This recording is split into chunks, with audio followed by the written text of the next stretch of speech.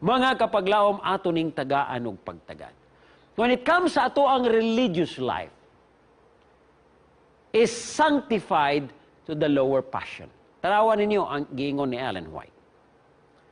Eating the flesh of dead animals is deleterious to the health of the body. Pagkaon ko nun ining klase sa mga pagkaon, mga kaigsunan, kini adunay dili maayo nga epekto sa atong panlawas.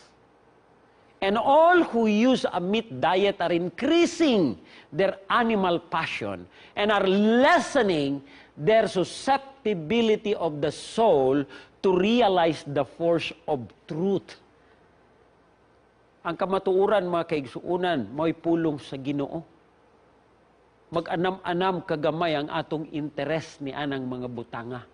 And the necessity of its being brought into their practical life, magaubos usab mga kaigsunan.